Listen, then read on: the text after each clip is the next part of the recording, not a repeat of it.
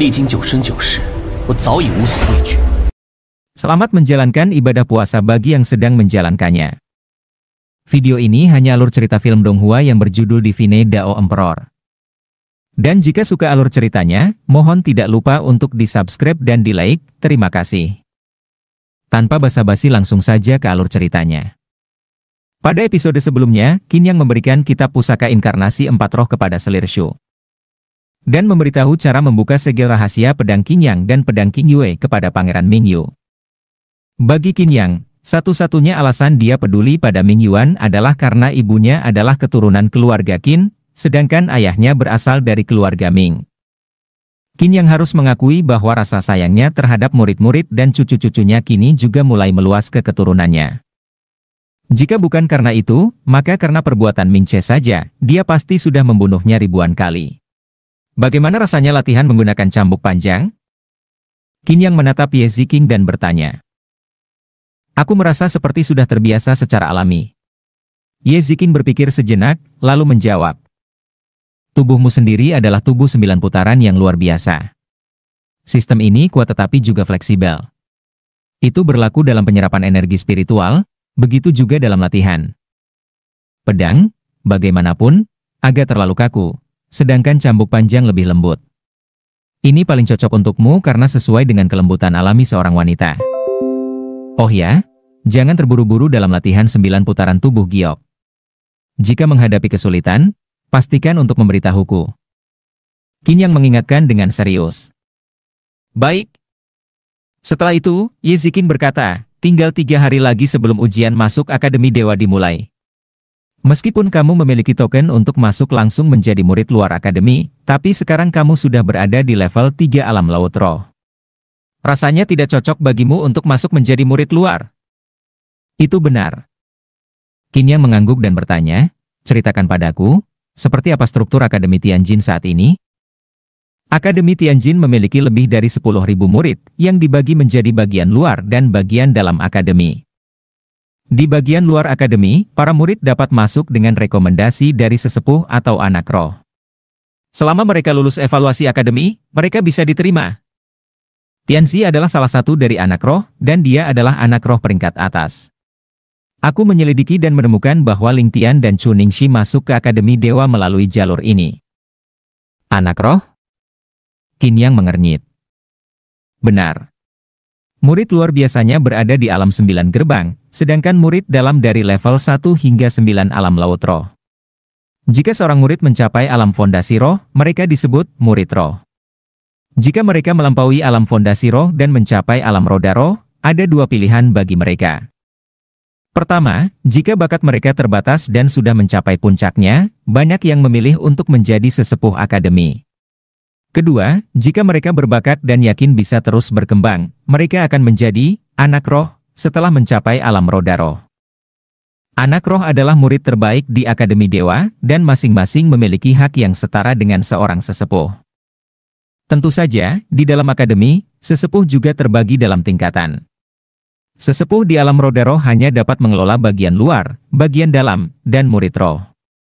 Namun, ada juga sesepuh yang melampaui alam roda roh dan mencapai alam jiwa. Sesepuh ini memiliki hak untuk mempengaruhi keputusan besar di akademi. Murid luar, murid dalam, murid roh, anak roh. Qin Yang mengangguk, lalu meletakkan tangannya di belakang kepala dan berkata santai, sepertinya tempat ini cukup menarik. Oh ya, di mana Chu Ningxi dan Ling Tian sekarang? Qin Yang tidak melupakan tujuan perjalanannya. Chu Ningxi dan Ling Tian harus membayar harga atas apa yang telah mereka lakukan. Namun, ada sesuatu yang membuatnya bingung selama beberapa hari terakhir. Secara logika, setelah dia mengancam Chu Ningxi di restoran tempo hari, seharusnya wanita itu langsung memberitahukan hal ini kepada Ling Tian. Ling Tian, tidak mungkin dia diam saja kan? Chu Ningxi sangat berbakat.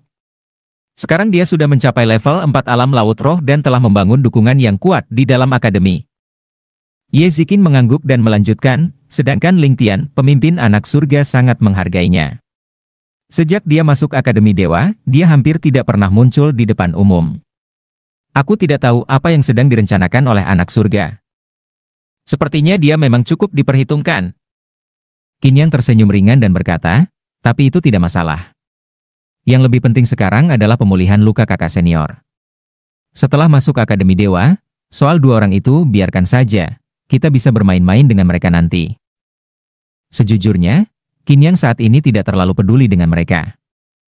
Di matanya, mereka bukanlah lawan yang perlu dikhawatirkan. Namun, Tuan Muda, untuk masuk ke Akademi Dewa dengan token kali ini, Anda harus terlebih dahulu menjadi murid luar.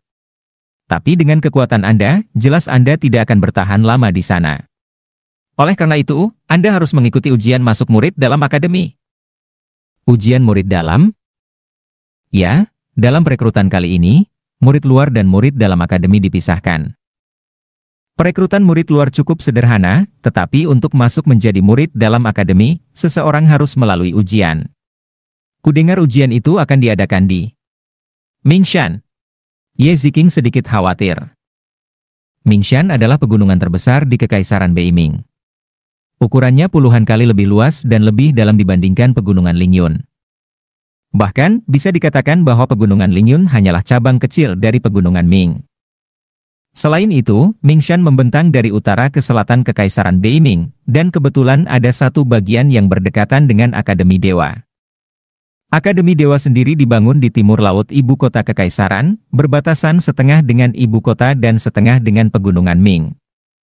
Inilah alasan awal pendirian Akademi Tianjin. Akademi Dewa dan Kekaisaran Beiming memiliki hubungan yang sangat erat.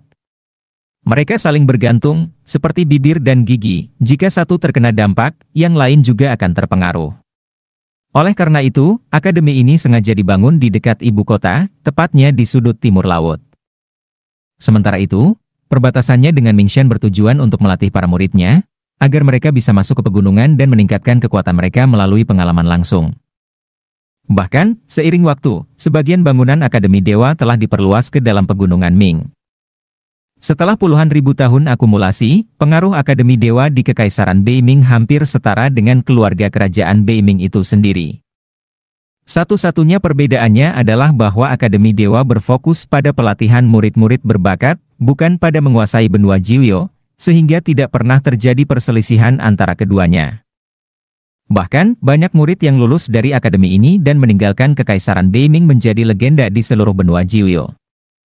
Anak itu, Lapis Lazuli, tahu cara mengelola sesuatu lebih baik daripada Ming Yuan. Membangun akademi ternyata lebih mudah daripada mendirikan sebuah kekaisaran. Qin Yang menyunggingkan senyum tipis dan berbicara pada dirinya sendiri.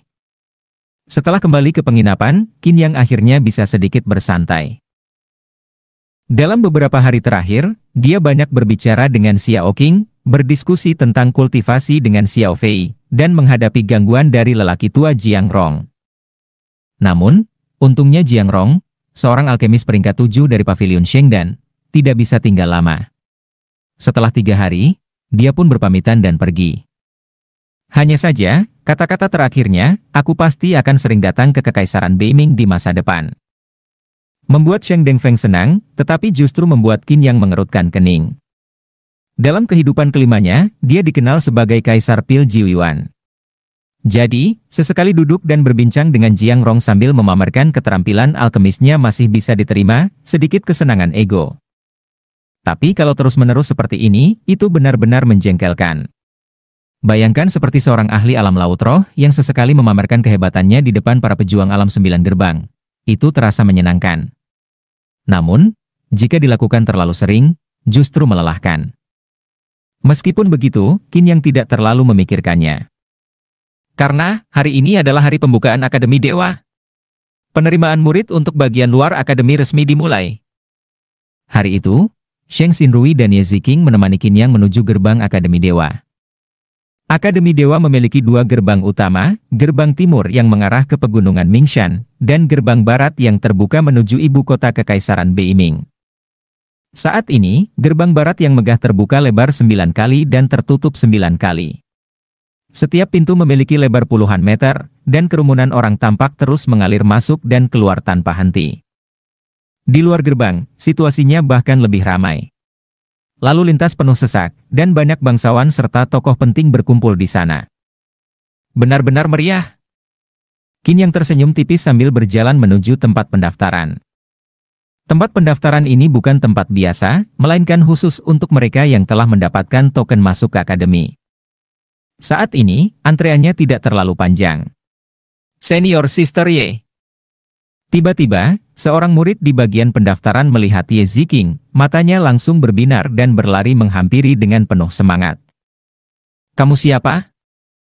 Namaku Lou Santian, aku yang bertanggung jawab di sini. Pemuda itu agak gemuk, wajahnya penuh minyak, dan senyumnya benar-benar tidak enak dipandang. Senior Sister Ye, apakah Anda membawa kerabat sendiri untuk masuk ke Akademi Dewa? Lou Santian mencoba merayu. Tidak bisa dipungkiri, wanita cantik selalu populer dimanapun, terutama Ye Ziking. Baru-baru ini, beredar kabar bahwa dia memiliki tubuh kekaisaran, sebuah anugerah langka. Seorang jenius dengan tubuh kekaisaran sebanding dengan seorang pejuang bintang, apalagi Ye Ziking juga merupakan salah satu kecantikan ternama di ibu kota. Tuan Qin Yang dan Tuan Qin Hai memiliki token Akademi Dewa dan ingin masuk ke bagian luar akademi. Oh? Lou Santian melirik Qin Yang dan Qin Hai, lalu tersenyum, silakan tunjukkan token kalian. Setelah menyerahkan token, Lou Santian mencatatnya dengan teliti. Baik, nanti di dalam akan ada diakon khusus yang menjelaskan secara detail tentang peraturan akademi kepada kalian berdua. Lou Santian bersikap sangat sopan. Meskipun dia tidak tahu pasti hubungan antara Ye Ziking dan dua pemuda ini, faktanya mereka datang bersama Ye Ziking menunjukkan bahwa mereka memiliki hubungan yang dekat. Dan yang lebih penting, berinteraksi dengan Ye Ziking bisa menjadi cerita menarik untuk dibanggakan di antara teman-temannya. Minggir! Tiba-tiba, suara keras menggema. Sekelompok orang melangkah maju dengan penuh percaya diri. Beberapa penjaga mereka memandang semua orang dengan penuh penghinaan. Ini tempat pendaftaran token kan? Ini adalah Nona Liu Yuanyuan, ini tokennya. Seorang pemuda di barisan depan, mengenakan pakaian perang dan memiliki aura yang kuat, berteriak dengan kasar. Cepat urus pendaftarannya. Nona kami sudah berada di alam laut roh. Begitu masuk ke akademi, dia akan langsung mengikuti ujian masuk ke bagian dalam akademi. Mendengar ini, Lou Santian hanya mendengus dengan tatapan meremehkan. Apa kau tidak melihat ada antrean di depan, katanya ketus. Tunggu giliran. Dia baru saja ingin mengobrol lebih lama dengan Ye Ziking, tetapi sekarang diganggu oleh orang lain, tentu saja dia kesal. Antre? Pemuda itu mencibir, mengangkat jempolnya ke arah Lou Santian dengan nada mengejek. Apa kau tidak tahu siapa kami? Keluarga Liu tidak perlu mengantre untuk masuk ke Akademi Dewa. Anak bodoh. Kakak laki-lakinya Nona Liu Yuanyuan adalah Liu Kaiyuan, salah satu anak roh di Akademi Dewa. Apa? Mendengar nama itu, ekspresi Lou Santian langsung berubah drastis. Ah, haha, itu. Nona Liu kan? Lou Santian langsung tersenyum canggung dan berkata, Nona Liu, harap tunggu sebentar. Setelah dua pendaftar ini selesai, Anda bisa langsung mendaftar. Begitu kata-kata itu keluar, keringat dingin mulai bercucuran di dahi Lou Santian. Liu Kaiyuan, seorang anak roh dari Akademi Dewa, ibarat seorang kaisar dalam kelompok Tianzi. Dia adalah tokoh penting di seluruh akademi. Jika sampai menyinggung orang ini, dan membuat Liu Kaiyuan marah, maka seorang murid biasa di akademi seperti dirinya tidak akan bisa bertahan lama. Tunggu. Pemuda di sebelah Liu Yuanyuan langsung mendengus sinis, apa kau buta atau tuli? Sejak kapan Nona kami harus menunggu? Hei bocah, siapa namamu? Kurasa kau sudah bosan hidup di Akademi Dewa. Setelah mendengar kata-kata itu, wajah Lou Santian langsung pucat pasi. Adik perempuan Liu Kaiyuan. Dia benar-benar tidak bisa menyinggung orang ini. Kalau sampai membuat masalah, bahkan 10 nyawanya pun tidak akan cukup untuk menebus kesalahan. Sekarang, segera daftarkan Nona kami. Jika tidak, aku tidak akan membiarkanmu lolos begitu saja. Pemuda itu menekan Lou Santian dengan tatapan meremehkan, seolah-olah dia hanya sampah yang tak berharga. Saat ini, Lou Santian benar-benar bingung harus berbuat apa. Dia tidak bisa menyinggung adik Liu Kaiyuan, tetapi di saat yang sama, dia juga tidak bisa menyinggung Ye Ziking yang berdiri di depannya. Liu Kaiyuan memang anak roh dan memiliki status tinggi, tapi Ye Ziking bukan orang biasa. Ye Ziking memiliki tubuh kaisar yang telah terbangun, dan saat ini sudah menjadi murid dalam akademi. Di masa depan, ia pasti bisa mencapai tingkat murid roh, Bahkan mungkin menjadi anak roh seperti Liu Kaiyuan. Yang lebih penting, Ye Ziqing adalah putri dari keluarga Ye. Sekarang, apa yang harus aku lakukan? Lou Zhantian terdiam, sementara ekspresi Liu Yuanyuan tetap angkuh. Terima kasih sudah menonton videonya. Dan sampai jumpa di episode berikutnya.